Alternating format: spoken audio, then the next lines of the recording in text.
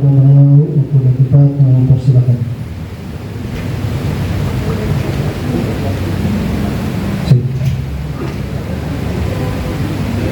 A'udzubillahiminasyaitonirrajim. Bismillahirrahmanirrahim. Uhayyikum bitahiyyatil Islam. Assalamualaikum warahmatullahi wabarakatuh. Waalaikumsalam warahmatullahi wabarakatuh. Alhamdulillahilladzi kana bi'ibadihi khabiran basira. Tabarakalladzi ja'ala fis samaa'i burujan wa ja'ala fiha sirajan wa qamaran munira.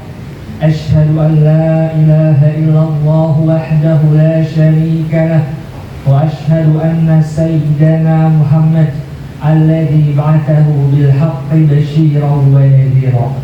Allahumma anfa'na bima 'allamtana wa 'allimna ma yanfa'una wa zidna 'uluman tanfa'una.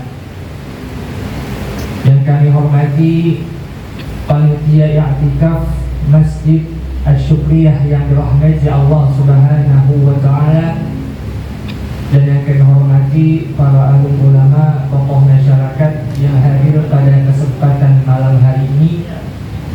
Alhamdulillah tsumma alhamdulillah, puji dan syukur tak lupa kita haturkan kepada Nabi besar kita, kepada Rasul kita, kepada uswah hasanah kita, yang mana beliau merupakan Nabi terbaik yang pernah Allah utus ke atas muka bumi ini. Namun sebelum kita menghaturkan syukur kepada Nabi Muhammad atas risalah yang beliau berikan, paling utama dan tak lupa kita patut bersyukur kepada Zat yang menciptakan Nabi Muhammad. Beliau adalah Allah Subhanahu wa ta'ala yang telah memberikan kita berbagai macam nikmatnya. Nikmat yang tidak dapat kita hitung satu persatu. Dan di antara nikmat Allah yang paling mulia yang kita rasakan pada kesempatan malam hari ini adalah nikmatul iman wa nikmatul Islam. Yang dimana Bapak Ibu yang dirahmati Allah, nikmat iman dan nikmat Islam ini merupakan nikmat yang tidak ada tandingannya. Dalam Islam tidak dibedakan mana muslim yang kulit putih dan kulit hitam. Tidak dibedakan mana muslim yang kaya dan mana muslim yang miskin. Tidak dibedakan mana muslim yang keturunan bangsawan dan mana muslim yang bukan keturunan bangsawan. Karena sesungguhnya mereka semua sama-sama bernilai setara di mata Allah Subhanahu wa ta'ala, dan yang dapat membedakan mereka mana di antara mereka yang paling baik dilihat dari ketakwaannya kepada Allah Subhanahu wa ta'ala. Sebagaimana dalam firman Allah, inna akramakum indallahi atqakum. Sesungguhnya orang yang paling mulia di antara kalian, merekalah yang paling bertakwa. Jamaah i'tikaf yang dirahmati Allah Subhanahu wa ta'ala, dan juga nikmat iman Islam, nikmat ukhuwah Islamiyah ini merupakan sebuah nikmat yang dicontohkan oleh Nabi Muhammad SAW. Ketika itu di kota Madinah, Nabi Muhammad dapat mempersatukan para sahabat yang berasal dari berbagai latar belakang. Contohnya seperti sahabat Bilal bin Rabah, seorang sahabat berkulit hitam asal Habasyah atau sekarang kita kenal dengan Ethiopia, dipersatukan oleh Nabi dengan seorang sahabat Salman Al-Farisi, yang mana Salman ini berasal dari Persia, yang mana Persia itu bukanlah bangsa Arab. Dipersatukan juga dengan sahabat Suhaib Ar-Rumi, yang mana Suhaib ini berasal dari Romawi, orang Eropa berkulit putih, yang mana mereka semua bersatu di atas kalimat La ilaha illallah Muhammadur Rasulullah. Jamaah i'tikaf yang dirahmati Allah Subhanahu wa taala, melihat tema pembahasan kita pada malam hari ini, insya Allah pada kesempatan malam hari ini kita akan sama-sama mentadabburi pelajaran-pelajaran apa saja yang dapat kita petik dari surah Al-Qadr. Bapak Ibu yang dirahmati Allah Subhanahu wa taala, berbicara tentang surah Al-Qadr, maka para ulama ulumul Quran mengatakan sesungguhnya surah Al-Qadr merupakan surah Makkiyah. Apa itu surah Makkiyah? Apakah surah Makkiyah merupakan surat yang turun di Mekah, sementara Madaniyah merupakan surat yang turun di Madinah? Jawaban seperti ini kurang tepat. Mengapa kurang tepat? Karena kalau Rasulullah sedang berada di luar Mekah dan Madinah, jika ada ayat yang turun, masuknya Makkiyah atau Madaniyah. Ini kan bingung gitu. Makanya para ulama mendefinisikan Makkiyah dengan Madaniyah itu, surah Makkiyah merupakan surat yang turun sebelum hijrah Nabi ke Madinah, dan Madaniyah merupakan surat yang turun setelah Nabi berhijrah ke Madinah. Jamaah i'tikaf yang dirahmati Allah Subhanahu wa taala, dan dalam surah Al-Qadr ini terdapat kata qadr, gitu kan. Nah, di sini sekarang kita akan sama-sama Bapak Ibu masuk ke pelajaran bahasa Arab. Ketika dulu saya tes masuk kampus, dosen penguji, kebetulan yang menguji saya dosen asal Sudan, menanyakan kepada saya, kam taqdiruka. Nah, di sini kalau kita nggak paham, kita akan berpikir kam artinya berapa, takdir itu ketetapan Allah. Berapa ketetapan Allah yang kamu dapat? Nah, di sini mungkin kita akan bingung. Ini Syekh nanya apaan, gitu kan? Tapi ternyata kam taqdiruka itu artinya berapa nilai rata-rata ijazah SMA kamu, gitu. Ternyata artinya berapa nilai rata-rata ijazah SMA kamu. Oh, seperti itu ya. Maka saya jawab, takdiri is on, nilai rata-rata saya 90, wahada takdir mumtaz, dan ini merupakan nilai yang mumtaz. Jadi kata qadr sendiri memiliki berbagai macam arti. Di antaranya adalah takaran, atau makna qadr lainnya adalah apa yang Allah tentukan. Nah, ini kan biasanya kita dengar iman kepada qada dan qadar, atau sesuatu yang ditinggikan, atau juga kesimpulan. Nah, nih kesimpulan itu biasanya digunakan sebagai makna qadar atau makna takdir yang berbau kepada ijazah SMA ketika saya dulu tes masuk kampus. Dan juga kata qadar sendiri bisa berarti penghormatan. Nah, Bapak Ibu mungkin bagi yang penasaran, bagaimana sih kalau kita membuat sertifikat penghargaan kepada pembicara seminar berbahasa Arab? Kan kalau kita bahasa Indonesia biasanya di atas tulisannya sertifikat, dengan bangga Yayasan Asyukriyah memberikan sertifikat kepada fulan yang telah menjadi pembicara acara ABC, gitu kan.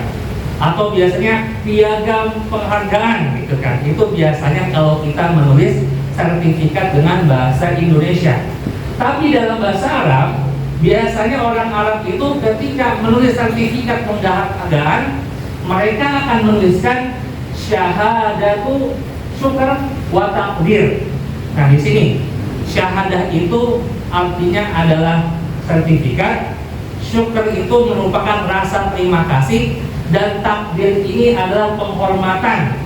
Ini ya, penghormatan atas usaha yang kita lakukan ketika menjadi pembicara. Jadi memang Lailatul Qadar ini memiliki banyak makna, namun makna yang lebih dekat dalam konteks surat Al-Qadr ini merupakan malam kemuliaan dan juga malam yang penuh penghormatan. sebagaimana makna takdir yang biasa kita temukan dalam sertifikat yang berbahasa Arab. Jadi mungkin Bapak Ibu kalau nanti jadi pembicara gitu kan, dapat sertifikat berbahasa Arab, tidak bingung lagi gitu. Apa ini? Syahadah syukur wa takdir. Sertifikat terima kasih dan takdir. Apa maksudnya takdir? Oh, ternyata takdir di sini artinya bukan ketentuan Allah, tetapi takdir di sini artinya adalah penghormatan yang diberikan kepada pembicara tersebut. Jamaah i'tikaf yang dirahmati Allah Subhanahu wa taala, dan disebutkan dalam surah Al-Qadr ayat pertama, a'udzubillahi minasyaitonir rajim, bismillahirrahmanirrahim, inna anzalnahu fi lailatul qadr.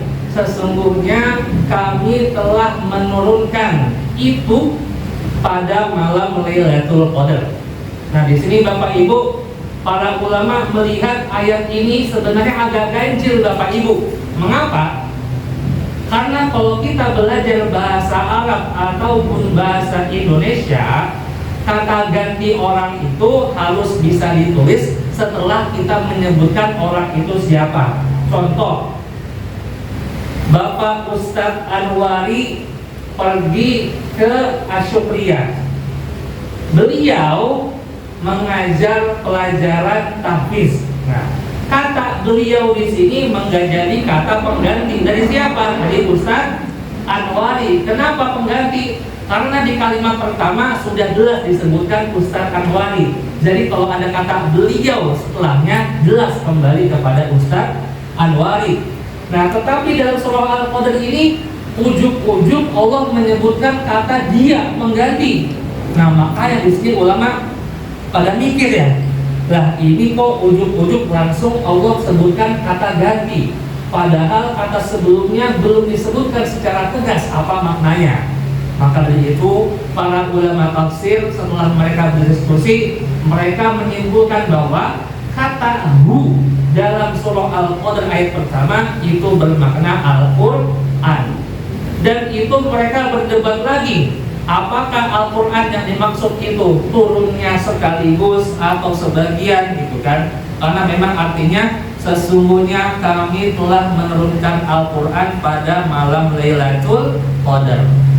Dan juga pelajaran berikutnya Bapak Ibu, dalam istilah Al-Quran itu terkadang Allah menyebutkan dirinya dengan dua redaksi.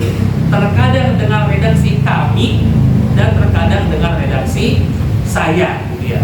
Jika Allah Ta'ala menyebutkan dengan redaksi kami, itu menunjukkan lita'lim, yaitu untuk menunjukkan kebesaran beliau.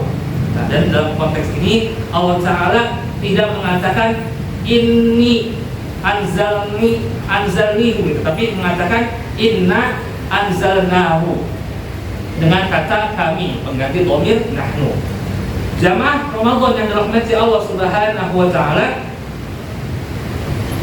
jika Bapak Ibu pernah mendengar di pertemuan sebelumnya gitu ya, perdebatan tentang kapan turunnya malam Lailatul Qadar, maka saya condong kepada pendapat Ibnu Khuzaimah dan juga kepada pendapat Al-Mizzi, yang mana mereka mengatakan sesungguhnya malam Lailatul Qadar itu merupakan lailatun mutanaqqilatun, merupakan malam yang berpindah-pindah.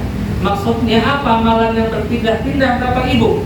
Bisa jadi tahun ini Lailatul Qadar tahun 1445 jatuh pada tanggal 21 Ramadan. Tahun depan jatuh tanggal 25.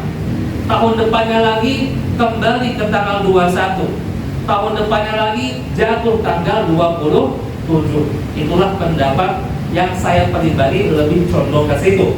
Dan ini merupakan pendapat Ibnu Khuzaimah dan Al-Mizzi. Apa alasannya saya memilih pendapat sesungguhnya malam Lailatul Qadar itu malam yang berpindah-pindah turunnya tiap tahun? Karena memang disebutkan dalam berbagai macam redaksi hadis, Nabi Muhammad berpesan kepada kita, carilah kalian malam Lailatul Qadar fitis al-awakhir, pada 9 hari terakhir, kadang 7 awakhir, 7 hari terakhir, kadang 5 hari terakhir. Dan juga dalam redaksi lain disebutkan malam ke-24, 25, 26, 21 dan lain sebagainya. Nah, kaidahnya Bapak Ibu, dalam ilmu usul fikih, jika kita melihat dalil yang sepertinya bertentangan, maka cara pertama yang kita lakukan dengan apa? Dengan cara menggabungkannya. Dan setelah digabungkan, maka disimpulkan. Ini karena banyak versi, maka disimpulkan bisa jadi malam Lailatul Qadar itu turun tiap tahun berpindah-pindah. Jika memang Allah langsung memberitahukan taklimat gitu ya. Contoh ada pengumuman sesungguhnya malam Lailatul Qadar rutin turun tanggal 27 Ramadan. Seandainya memang seperti itu, maka sesungguhnya manusia itu akan pilih-pilih ibadah.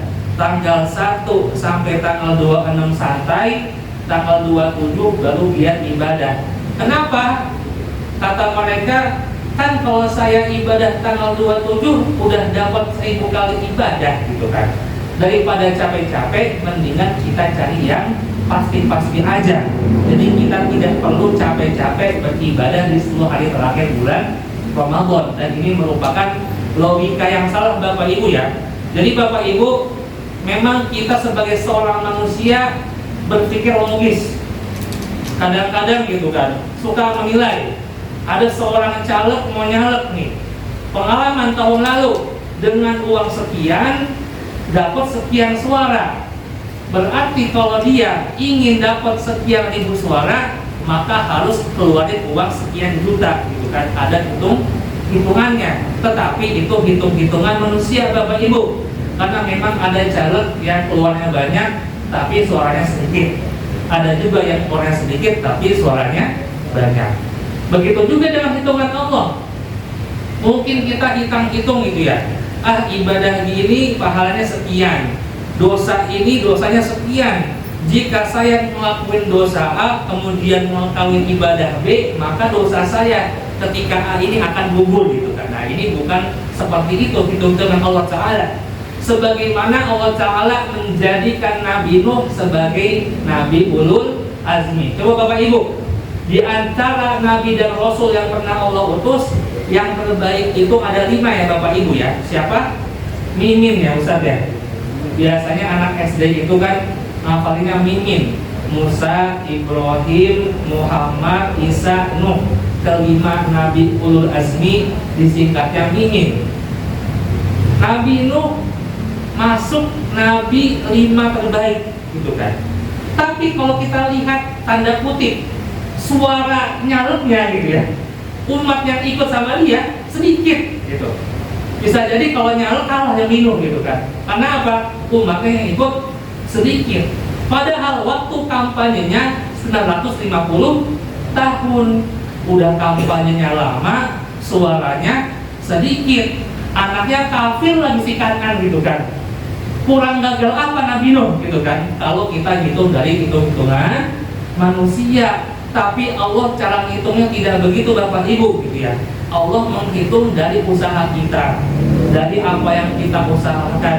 Bisa jadi memang hasilnya itu kita tidak seperti yang kita ekspektasikan, namun karena usaha yang kita lakukan itu akan bernilai besar di sisi Allah Subhanahu wa Ta'ala. Sebagaimana kisah Nabi Nuh, dakwah 950 tahun, pendukungnya sedikit, salah satu anaknya kafir. Jadi kalau saya katakan semua anak Nabi Nuh kafir tidak tepat gitu ya, karena memang beliau punya anak lain, Sam, Ham, dan Yafid, dan ada Kanan juga. Ini yang disebutkan dalam Quran yang kafir ini si Kanan ini, yang lainnya aman-aman saja. Bapak Ibu yang dirahmati Allah Subhanahu wa Ta'ala, maka dari itu disebutkan dalam berbagai macam hadis, dalam mencari malam Lailatul Qadar maka kita diminta untuk berburu malam Lailatul Qadar dan tidak aji mumpung dengan satu malam saja. Karena sekarang ganjilnya kita itu adalah genapnya Muhammadiyah, dan genapnya Muhammadiyah adalah ganjilnya kita. Sebenarnya kita kalah jumlah juga Bapak Ibu. Muhammadiyah itu mungkin di Indonesia terasa sendirian, nggak ada teman. Tapi teman mereka itu negara-negara Arab Saudi sama kayak Muhammadiyah gitu kan ganjilnya. dan juga negara-negara Timur Tengah lainnya. Seperti itu Bapak Ibu yang dirahmati Allah. Kemudian ada seseorang dianggap hebat, biasanya itu jika apa Bapak Ibu, gitu kan? Seseorang dianggap hebat itu jika memang dia memiliki track record yang bagus, maka orang-orang akan mengakui bahwa dia itu hebat. Ini ada anak kecil ya? Nggak ada ya? Oke. Ini saya ingin cerita Bapak Ibu. Ketika saya kecil itu kan ada kartun yang namanya Naruto, gitu ya. Naruto ini selama hidupnya itu berusaha untuk menjadi ninja terhebat, untuk diakui oleh masyarakat Konoha, gitu. Jadi kisah hidupnya itu ingin mencari pengakuan, gitu kan, selama masa hidup ketika beliau menjadi shinobi atau menjadi ninja. Sampai akhirnya beliau diangkat sebagai pemimpin desa saat itu, atau bahasanya Hokage Bapak Ibu ya. Iya, kades. Saya kebanyakan main sama anak-anak SMA, anak kuliah gitu ya. Jadi memang kadang-kadang bahasanya bahasa mereka gitu. Nah gitu Bapak Ibu. Itu yang Naruto lakukan. Beliau pansos pamer prestasi untuk diakui. Nah ini malam Lailatul Qadar itu merupakan malam yang mulia, bukan karena dibuat-buat, tetapi kemuliaan malam Lailatul Qadar itu merupakan kemuliaan yang di-endorse langsung oleh Allah Subhanahu wa Ta'ala. Allah langsung yang menyatakan bahwa ini merupakan malam yang mulia, dan zat yang paling mulia lah yang mengatakan bahwa malam ini merupakan malam yang paling mulia. Iya, jadi memang kemuliaan malam Lailatul Qadar itu merupakan kemuliaan yang langsung disebutkan oleh zat yang paling mulia, yaitu Allah Subhanahu wa Ta'ala. Sementara kita Bapak Ibu gitu ya, kalau mau iklan produk, endorse ke artis, lihat red cardnya, Masya Allah, sekali story 10 juta, sekali itu 5 juta. Saya pernah Bapak Ibu mencoba mau iklan produk ke seorang influencer. Ketika saya melihat harganya, langsung mundur, nggak jadi nih, gak kuat saya sendiri gitu ya. Mau iklan aja satu story sekian juta, satu postingan sekian puluh juta. Itu kalau manusia yang ingin diakui produknya bagus, tetapi tidak untuk malam Lailatul Qadar. Ini merupakan sebuah malam yang kemuliaannya langsung disebutkan oleh Allah Subhanahu wa Ta'ala.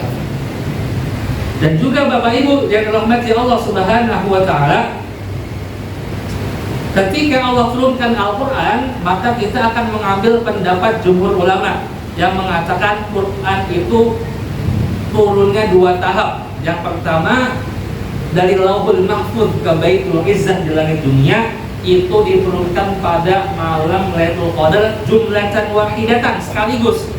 Dan tahap kedua, dari Baitul Izzah di langit dunia, Allah turunkan kepada Nabi Muhammad selama 23 tahun munajjaman al-mufarraqan, secara berangsur-angsur, tergantung situasi dan kondisi yang terjadi kepada Nabi Muhammad saat itu. Bisa jadi turunnya Al-Quran itu pertama menjadi penegas atas sebuah hukum, atau yang kedua sebagai pemutus atas sebuah permasalahan, atau yang ketiga sebagai pemberi kabar, atau yang keempat sebagai peringatan atas kesalahan, atau yang kelima sebagai pemberi jawaban atas permasalahan yang terjadi di bumi, dan yang keenam kadang memang Allah saja yang ingin menurunkannya tanpa ada sebab dan akibat yang kita ketahui. Contohnya seperti ayat Muqatta'ah ya Ibu Bapak, di awal Al-Quran itu alif lam mim alif lam ra gitu kan, dan itu maknanya kita tidak tahu apa maknanya gitu kan, tetapi memang Allah Ta'ala ingin menurunkan Al-Quran seperti itu. Atau contoh berikutnya dalam permasalahan zihar gitu ya, ketika ada seorang suami yang sudah tidak demen sama istrinya, lalu mengatakan anti alayya kadhri ummi, wahai istriku, ente itu udah kayak punggung ibu saya. Maksudnya apa? Gue udah gak mau lagi sama lo gitu kan, udah gak mau lagi mencumbui kamu, maka kamu udah kayak ibu saya, udah kayak ibu saya lah gitu ya. Nah, melihat ada seorang sahabat yang melakukan hal seperti ini, istri tersebut melapor kepada Nabi, wahai Nabi, sesungguhnya suami saya telah mengatakan hal seperti itu, maka apa pendapatmu wahai Rasulullah? Maka Rasulullah langsung Allah turunkan surah Al-Mujadilah gitu ya, yang membahas tentang lihat, dan itu sebagai jawaban atas pertanyaan dari seorang sahabiah. Dan banyak lagi contohnya gitu ya. Turunnya Al-Quran disebabkan karena satu atau dua background yang bertugas untuk menjelaskan permasalahan yang ada di muka bumi. Bapak Ibu yang dirahmati Allah Subhanahu wa taala, dan kemudian saya akan menyebutkan sebuah hadis yang mana Nabi Muhammad SAW bersabda, "Inni ra'aitu lailatal qadri." Sesungguhnya aku telah melihat, lebih tepatnya aku telah diperlihatkan oleh Jibril oleh Allah Subhanahu wa taala kapan itu malam Lailatul Qadar. Faunsituha, tetapi aku dilupakan atas ingatan tersebut.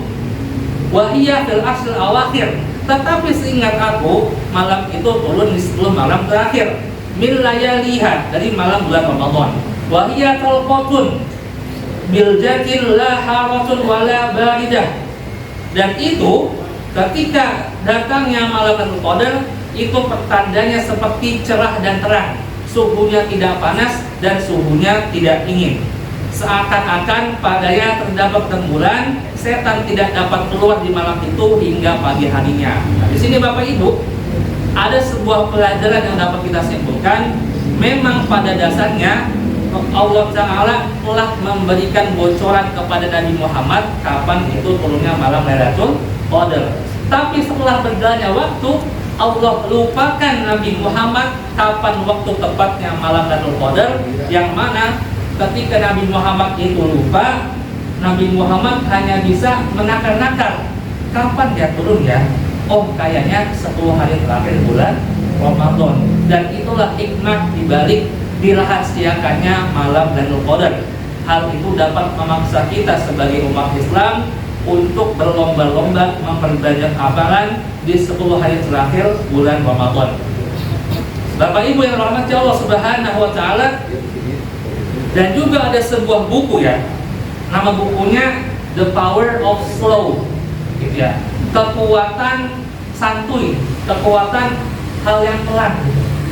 Ternyata Bapak Ibu, coba Bapak Ibu perhatikan, jika kita sebagai seorang guru memeriksa ujian murid kita secara buru-buru, apakah kita bisa memberikan koreksi secara detail atau tidak?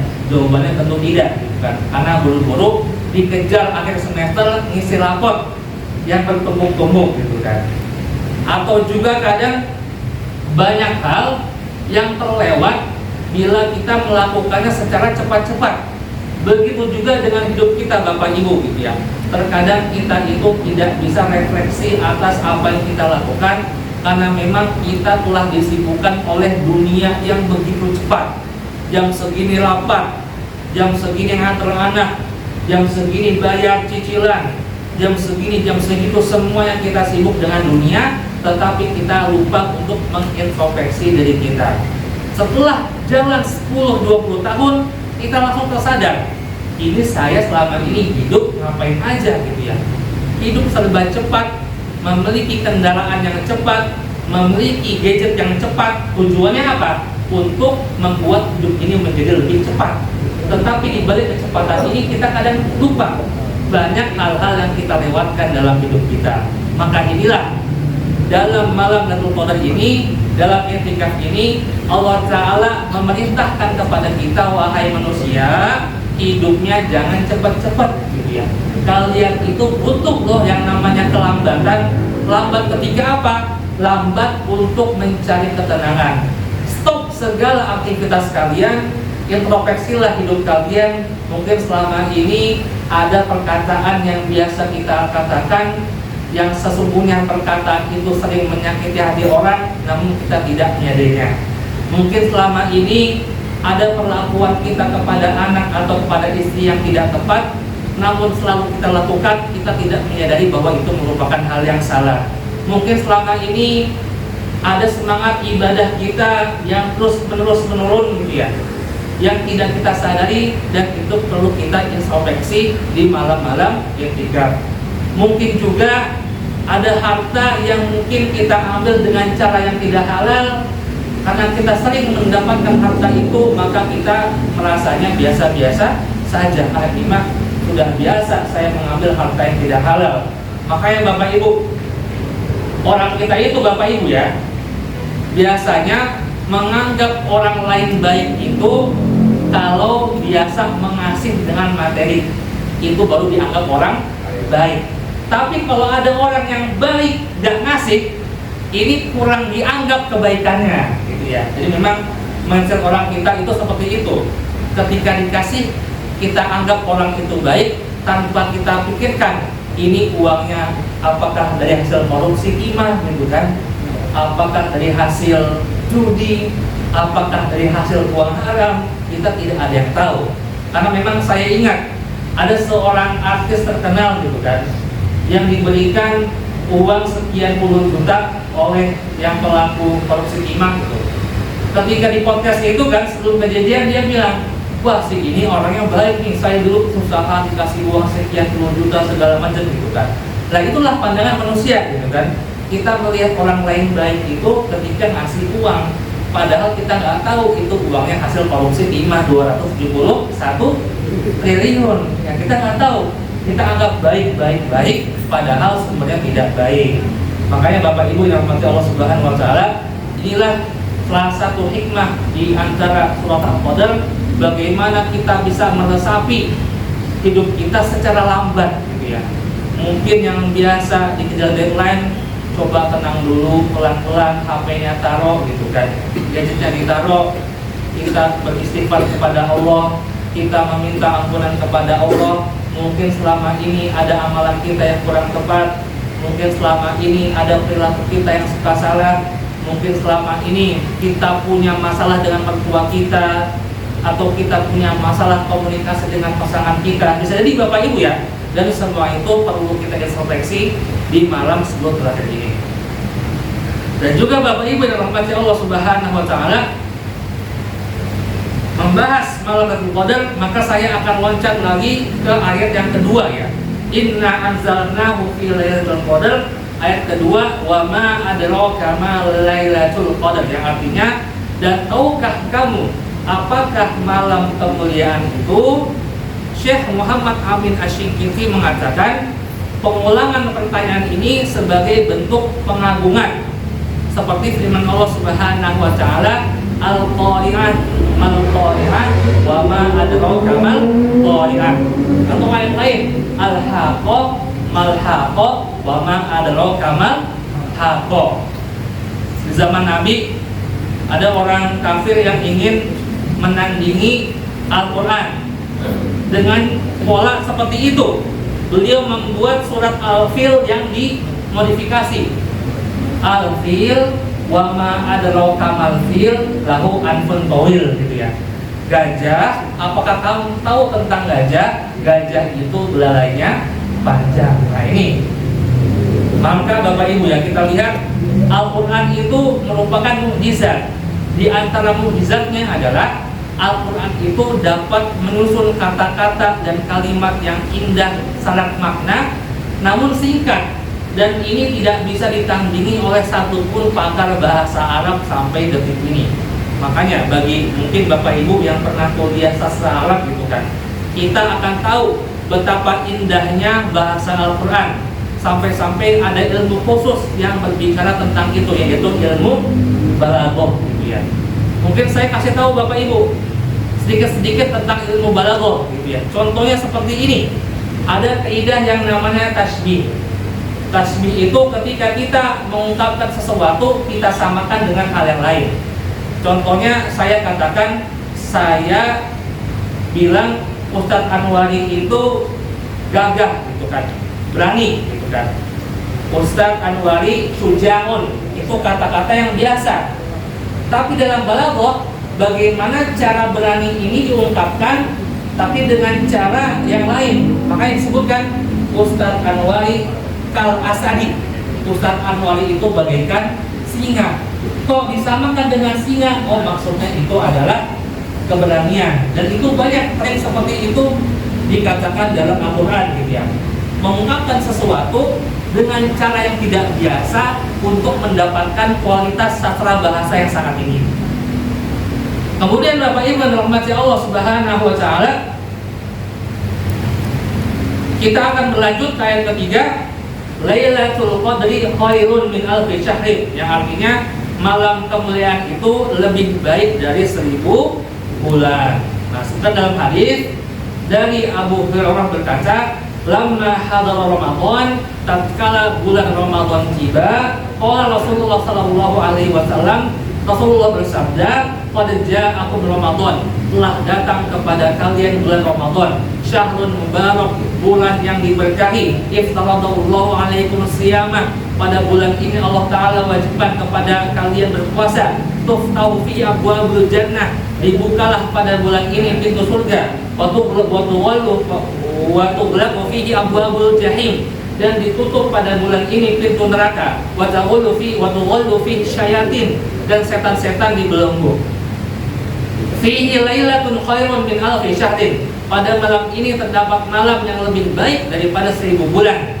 Man hurima khairuha faqad hurim, dan barang siapa yang Allah haramkan untuk mendapatkan kemuliaan malam itu, maka sesungguhnya ia telah berhalal. Jadi memang kata-kata Lailatul Qadar itu lebih baik dari 1000 bulan itu tidak hanya disebutkan dalam Al-Quran, namun juga Nabi Muhammad tegaskan dalam hadis, seperti hadis yang tadi disebutkan yang diriwayatkan oleh Abu Hurairah.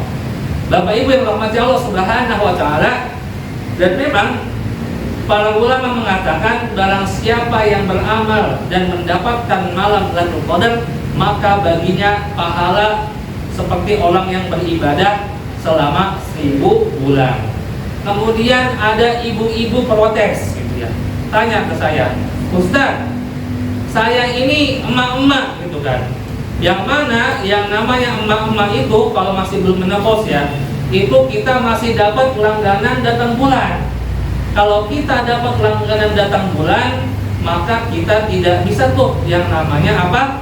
Melaksanakan i'tikaf. Gak bisa tuh yang namanya melaksanakan baca Quran. Nah, berarti kalau kita nggak i'tikaf, kita nggak dapat dong malam Lailatul Qadar gitu ya. Nah, di sini Bapak Ibu yang dirahmati Allah Subhanahu wa taala, nah di sini saya akan mencari ibarah ya, potongan pertanyaan nah ini yang sangat-sangat bagus, yang mana ini merupakan pertanyaan yang ditanyakan oleh seorang tabi'in kepada tabi'in yang lain, seorang tabi'in kepada tabi'in yang lain tentang malam Lailatul Qadar.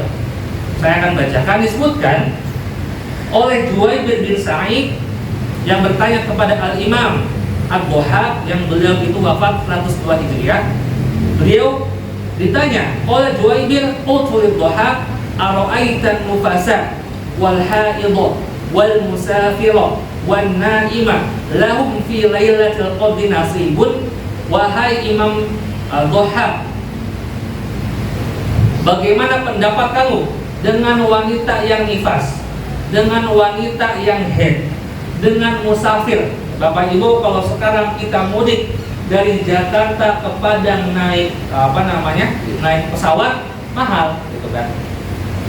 Berapa sekarang Bapak Ibu naik ke Padang tuh? Jutaan ya? 2,5. Saya dulu kebetulan istri saya itu Payakumbuh. Nah dulu 700.000 2 tahun yang lalu. Sekarang udah 2 juta ya. Wah tuh naiknya tinggi sekali. Nah itu kalau naik pesawat cepat tapi mahal, makanya orang-orang pada naik bis gitu kan. Kalau naik bis berangkatnya sekarang itu bisa nyampe berhari-hari dan itu tidak bisa i'tikaf gitu kan, musafir. Wan naimah, dan orang yang tidur. Lahum fi lailatul qadri nasibun, apakah mereka itu orang haid, nifas, musafir dan orang yang tidur memiliki kesempatan untuk mendapatkan malam Lailatul Qadar? Maka Imam Ad-Dhahhak menjawab, qala na'am. Jawabannya iya, bisa mereka mendapatkan malam Lailatul Qadar. Qultu man taqabbalallahu amalah sayu'tihi nasibahu min lailatul qadri. Karena barang siapa yang Allah terima amalannya, maka Allah akan berikan kepadanya bagian dari malam Lailatul Qadar. Jadi Bapak Ibu, bagi ada istri gitu ya, atau ibu-ibu yang memang sedang kehalangan dan lain sebagainya, jangan sedih. Masih banyak amalan-amalan kebaikan selain baca Quran dan juga iktikaf yang bisa ibu-ibu lakukan. Dan juga kepada bapak-bapak yang bekerja sebagai satpam gitu kan, atau supir yang kerjaannya itu membawa penumpang ketika mudik malam-malam gak bisa iktikaf, atau kepada orang-orang yang bekerja karena memang kewajiban baginya mencari nafkah. Iktikaf itu hukumnya sunnah, mencari nafkah hukumnya wajib. Kalau dengan kita iktikaf kewajibannya malah tertinggal, itu malah kebalik Bapak Ibu ya. Jadi memang kalau memang pekerjaan kita ini menuntut buat kita tidak bisa iktikaf, maka kita niatkan, ya Allah, saya ini pengen iktikaf, tapi kebetulan kewajiban saya itu shift malam jaga gedung jadi satpam, saya nggak bisa iktikaf. Ya Allah, saya nggak bisa iktikaf, tapi saya niatkan malam saya ini kerja dengan melakukan amalan yang wajib, yang mana amalan wajib ini pahalanya lebih besar dibandingkan dengan amalan sunnah. Bahkan Bapak Ibu, para ulama mengatakan cara cerdas untuk mendapatkan malam Lailatul Qadar adalah minimalnya kita melaksanakan isya dan subuh berjamaah. Kenapa? Karena rumusnya adalah amalan pahala dari ibadah wajib itu lebih besar daripada pahala dari ibadah sunnah. Isya subuh wajib, kalau kita lakukan berjamaah, pahalanya bisa jadi lebih besar dibandingkan sholat malam yang kita lakukan. Makanya Bapak Ibu, jangan sampai kita kurang cerdas gitu ya. Semangat iktikaf, tapi subuh isyanya malah kelewatan sholat jamaah. Nah, ini kurang tepat seperti itu. Dan kemudian bagi bapak-bapak yang mungkin jadi satpam gitu ya, nggak bisa iktikaf, maka bisa kita lakukan berbagai macam cara pengganti amalan solehan. Di antaranya mungkin bapak selama jaga satpam itu menyalakan radio yang isinya kajian, kita niatkan untuk menuntut ilmu. Atau ketika jaga sering-sering baca Quran gitu ya. Kalau baca Quran terus khawatir malingnya bebas durinya gitu kan. Baca Quran terus, maling mondar-mandir, gak enak juga malingnya gitu kan. Atau juga bapak ketika jaga satpam bisa banyak sekali amalan-amalan kebaikan yang dilakukan. Daripada nonton bola gitu kan, Arsenal lawan City kemarin 0-0 gitu, mendingan kita memperbanyak zikir kepada Allah Subhanahu wa Ta'ala. Oke. Jamaah iktikaf yang dirahmati Allah Subhanahu wa Ta'ala, sekarang kita akan melanjutkan pembahasan surah Al-Qadr yang berikutnya. Nah, di sini kita akan berlanjut tanazzalul malaikatu war ruhu fiha bi'izni rabbihim min kulli amr, yang artinya adalah pada malam itu para malaikat dan malaikat Jibril turun ke malam tersebut dengan izin Rabb-nya atas perintah Allah Subhanahu wa Ta'ala untuk menuntaskan segala macam perkara. Nah, di sini disebutkan bi'izni rabbihim, atas perintah Allah. Berarti di sini memang turunnya malaikat itu ketika malam Lailatul Qadar bukan turun yang asal turun, tetapi turun yang ada job desk jelasnya dari Allah gitu kan. Dan di antara job desk malaikat ketika turun adalah mereka mendoakan hamba-hamba Allah yang beribadah ketika turunnya malaikat di malam Lailatul Qadar. Jadi Masya Allah Bapak Ibu ya, kalau kita beribadah di malam Lailatul Qadar kemudian kita ternyata didoakan oleh malaikat, maka betapa indahnya pahala yang kita raih karena memang kita sudah didoakan oleh malaikat. Dan juga dalam konteks ini kita bisa melihat segala sesuatu yang melekat kepada Al-Quran, maka hal tersebut akan menjadi yang terbaik. Seperti yang sering disebutkan, kertas kalau ditempel seperti itu tidak ada harganya. Kalau ditaruh di sini bisa jadi kertas gorengan gitu ya. Saya pernah menemukan banyak sekali kertas gorengan itu adalah kertas bekas ujian akhir anak sekolah gitu kan. Ada nilainya, ada namanya, ada nama sekolahnya. Itu kertas. Tapi kalau kertasnya dijadikan mushaf Al-Quran, maka kedudukannya akan sangat-sangat tinggi gitu kan. Yang tadinya menjadi kertas gorengan bisa menjadi kertas yang dihormati kedudukannya.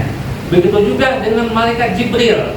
Karena malaikat Jibril tugasnya menyampaikan wahyu dari Allah kepada Nabi Muhammad, maka beliau menjadi malaikat terbaik.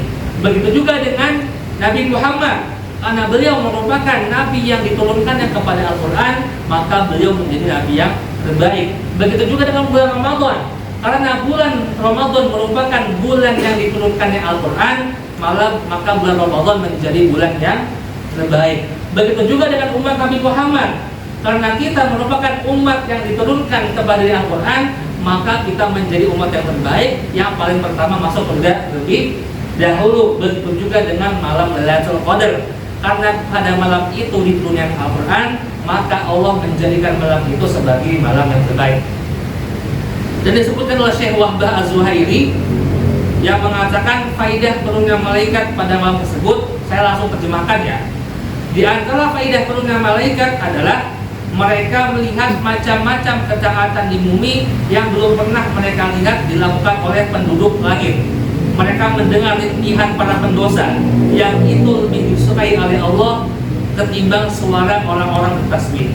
Bisa jadi pada malam Lailatul Qadar ini adalah ketaatan bagi malaikat secara khusus di bumi. Para malaikat juga mencari ketaatan itu dengan harapan bertambahnya pahala, seperti halnya seorang pergi ke Mekah supaya ketaatan di sana mendapatkan pahala yang lebih besar. Nah, di sini Bapak Ibu saya jadi ingat ya, memang di 10 hari terakhir ini kalau saya tanya kepada teman-teman yang ambil paket i'tikaf Ramadan itu, yang namanya shaf Masjid Nabawi dan Masjidil Haram itu makin membeludak, makin mundur. Kalau kita makin maju gitu ya, kebalikannya. Di sana makin mundur, di sini makin maju. Dan di terakhir Allah Ta'ala berfirman, salamun hiya hatta matla'il fajr.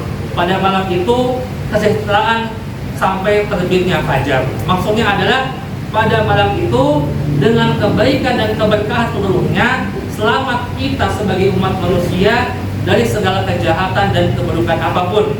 Setan-setan tidak mau berbuat kerusakan dan kejahatan sampai terbit fajar di waktu pagi harinya. Bapak Ibu yang dirahmati Allah Subhanahu wa taala, ini mungkin beberapa faidah yang bisa kita ambil dari surah Al-Qadar. Tentunya banyak sekali faidah yang bisa kita ambil. Di antaranya adalah ada sebagian ulama, memang mayoritas ulama mengatakan malam Lailatul Qadar itu jatuh pada malam 27 Ramadan. Ini merupakan pendapat mayoritas ulama. Bahkan gitu ya, alasan ini berlandaskan berbagai macam dalil. Di antaranya adalah hadis Nabi yang menyebutkan hal tersebut. Namun juga ada ilmu cocokologi juga di situ Bapak Ibu gitu ya. Setelah dihitung, ternyata dalam surah Al-Qadar ada kata salamun hiya hatta matla'il fajr. Kata hiya di surah Al-Qadar itu ternyata merupakan kata urutan ke-27. Berarti sama dengan malam Lailatul Qadar turun kepada malam 27. Namun ini merupakan cocokologi yang saya lihat tidak pas digunakan sebagai dalil dalam menentukan sebuah hukum dalam syariat ini. Bapak Ibu yang dirahmati Allah, sudah mau jam 10 ya. Mungkin saya cukupkan pertemuan kita pada malam hari ini. Mungkin jika sebelum ditutup ada pertanyaan Ustaz ya. Pada tafadhol masykur.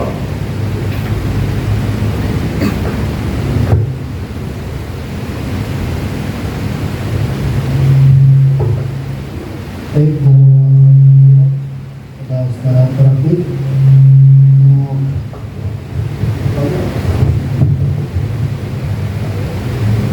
untuk ilmu yang sudah disampaikan. Selanjutnya bapak-bapak dan ibu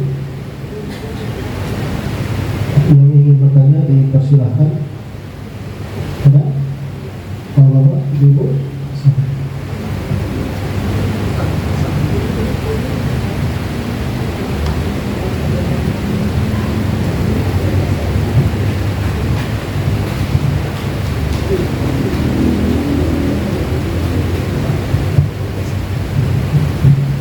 Bismillahirrahmanirrahim. Assalamualaikum warahmatullahi wabarakatuh.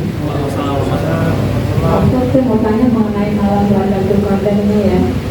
Itu kan seperti tamu agung gitu ya, malam Lailatul Qadar itu. Terus bagaimana bisa kita tahu kalau kita bisa dapat malam Lailatul Qadar, atau bagaimana kita tahu gitu Pak Ustaz? Soalnya saya juga pernah mengalami sebelum bulan puasa, saya pernah di hati itu ngomong, maksudnya teman saya pernah bilang kalau baca Quran itu bisa nangis, sedangkan saya nggak bisa gitu. Saya ngomong dalam hati, apa saya ini hatinya keras gitu, saya kok nggak bisa nangis. Tiba-tiba pas datang bulan Ramadan, memang kebetulan malam 27 itu tiba-tiba saya lagi baca Quran, keluar air mata. Bukan lagi ada sedih atau apa, tiba-tiba air mata mengalir dengan apa itu jawaban dari Allah bahwa saya hatinya nggak keras gitu Pak Ustaz. Itu aja pertanyaannya. Terima kasih. Assalamualaikum warahmatullahi wabarakatuh. Oke. Maka langsung saya jawab dulu ya. Memang disebutkan dalam hadis Nabi Muhammad SAW bersabda, di antara cirinya adalah ketika malam Lailatul Qadar itu ada ciri-ciri cuacanya, suhu udaranya sedang, tidak panas dan tidak dingin. Dan untuk pagi harinya, matahari terbit di pagi hari berwarna putih dan tidak terlalu menyilaukan. Ini segi ciri-ciri dari cuacanya. Namun setelah saya cek hadis ini derajatnya itu tidak sampai sahih ya, namun sudah masuk kategori hasan. Hasan itu merupakan hadis yang masih diterima, hadis makbul. Namun sebagian ulama mengatakan enggak, ini ada golibnya, ada banyak sanad-sanad bermasalah dan juga makanannya bermasalah. Jadi diturunkan derajatnya menjadi hadis dhaif. Jadi memang hadis yang saya sebutkan tadi dengan suhu udaranya tengah-tengah gitu kan, malamnya ini merupakan sebuah sudut pandang yang saya katakan, tapi tidak dijadikan patokan pakem Bapak Ibu. Terlebih sekarang kita ini hujan terus gitu kan. Seandainya selama 10 hari hujan terus tiap subuh, berarti 10 hari tidak ada malam Lailatul Qadar. Jadi memang hadis ini kita jadikan sebagai sudut pandang, namun tidak terlalu dipercaya secara semuanya. Namun tidak kita tolak. Mengapa tidak kita tolak? Karena memang sudah ada sanad yang mengatakan hadis ini hasan. Itu kalau kita lihat dari segi tanda-tanda cuacanya. Dan bagaimana dengan tanda-tanda tiba-tiba kita nangis segala macam? Nah ini saya tidak berani berkomentar karena memang saya belum menemukan perkataan ulama yang mengarah kepada hal tersebut. Namun jika memang kita pernah merasakan diri kita itu bertemu dengan malam Lailatul Qadar, maka disunahkan kepada kita untuk menyembunyikannya.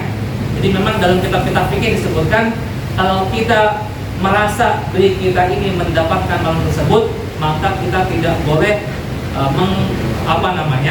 mengobral berita tersebut kepada banyak orang, dan kita disunahkan untuk menyembunyikannya. Jadi untuk ciri-cirinya memang tidak dapat dipastikan secara pakem yang jelas gitu kan. Seperti ciri-ciri misalnya kalau kita mempelajari ilmu sains kan, ciri-ciri mamalia A, B, C, D, E, F, G itu kan jelas ya. Tapi untuk malam Lailatul Qadar memang ciri-cirinya itu ada hadisnya, namun itu bukan patokan pakem yang bisa kita ambil. Jadi memang saya pribadi mengatakan tidak ada ciri-ciri jelasnya, namun itu hanya bisa dijadikan sebagai sudut pandang. Dan juga mungkin saya sering melihat Bapak Ibu, orang-orang yang upload di Facebook itu suasana pagi-pagi 10 malam terakhir gitu ya. Dilihat nih, mana yang paling putih, mana yang paling sesuai dengan hadis, nanti dibanding-bandingin. Hasilnya adalah semuanya putih ternyata gitu kan. Dia bingung mana yang paling benar gitu ya. Ya wallahu a'lam bishawab, mungkin itu jawaban yang bisa saya jawab dulu. Jadi memang tidak ada tanda-tanda khusus dalam hal tersebut. Baik, terima kasih. Ada lagi yang ingin bertanya? Pertama.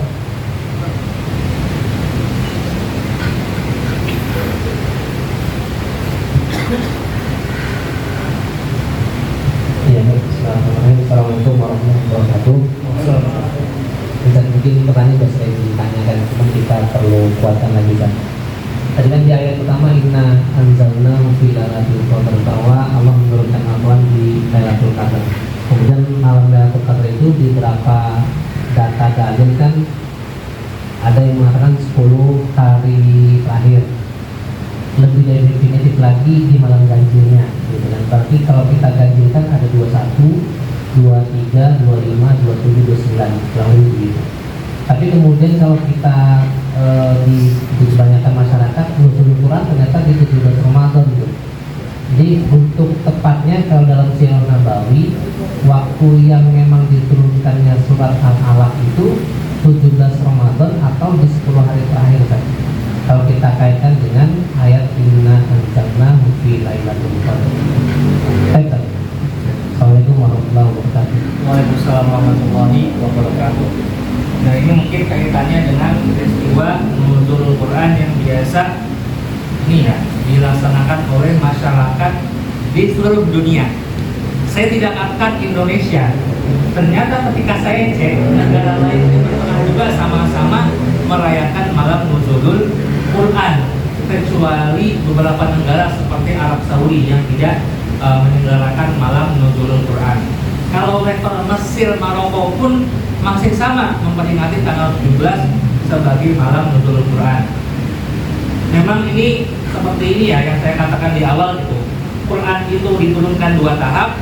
Di tahap pertama jumlatan wahidatan sekaligus blek, dan itu diturunkan pada malam Lailatul Qadar di 10 hari terakhir bulan Ramadan sekaligus. Dan untuk tahap kedua itu diturunkan kapan? Nah, sebagian ulama mengatakan itu diturunkan sesuai dengan firman Al-Quran. Wa ma anzalna ala abdina yaumal furqani yaumal taqal jam'an, yang artinya atas apa-apa yang kami turunkan kepada hamba kami yaitu Al-Quran pada yaumal furqan, pada hari furqan, hari pembeda, yaumal taqal jam'an, hari bertemunya 2 pasukan, yaitu maksudnya perang Badar.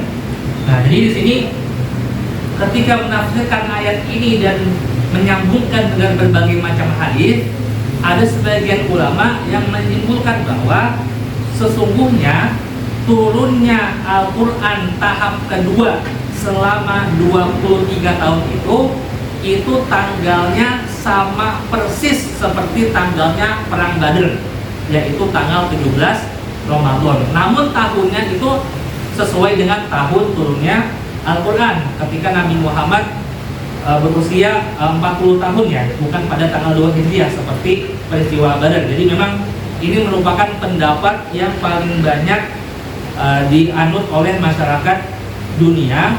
Walaupun saya yakin kiai yang biasa memperingati malam nuzul Quran sebenarnya mereka itu tidak setuju dengan pendapat ini, gitu ya.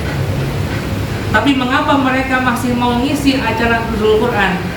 Jawabannya adalah karena mereka melihat ini sebagai momentum untuk mengumpulkan manusia dalam ketaatan. Itu sama seperti peristiwa Maulid, gitu kan. Maulid itu kan kita 12 Rabiul Awal. Kalau Syekh Sofi Roman Al-Mubarakfuri dalam Hikmah itu mengatakan Maulid itu ya 9 Rabiul Awal, bukan 12, gitu kan. Tidak tepat, menurut beliau 12 tidak tepat. Nah, tapi walaupun ulama itu banyak yang tahu ini merupakan pendapat yang diperdebatkan, mengapa sampai sekarang Maulid masih ada? Jawabannya karena memang ini dinilai sebagai momentum untuk dakwah mengumpulkan manusia, gitu kan. Jadi memang secara keilmuan mereka mengatakan ini lemah sebenarnya. Seperti dalil yang mengatakan tadi, sesungguhnya tanggal 17 perang Badar sama dengan tanggal 17 turunnya Al-Quran surah Al-Alaq ayat 1 sampai 5. Namun di balik lemahnya pendalilan ini, mengapa hal yang lemah ini masih terus dilestarikan? Karena memang lebih melihat kepada momentum dakwah bisa ngumpulin orang seperti itu, gitu ya. Jadi memang asalkan jangan ngumpulin orang nuzul Quran dengan acara dangdutan, nauzubillah gitu. Tapi ada Bapak Ibu ya, peristiwa Islam Maulid diperingati dengan dangdut koplo. Nah, ini sudah melewati batas seperti itu. Jadi memang yang saya lihat Banyak ulama yang tidak setuju dengan pendapat 17 Ramadan itu merupakan penulis surah Al-Alaq. Namun ada pendapat lemah yang mengatakan hal tersebut. Namun pendapat lemah ini memang terus dilestarikan karena memang para ulama melihat lebih ke momentumnya seperti itu. Wallahu a'lam bishawab.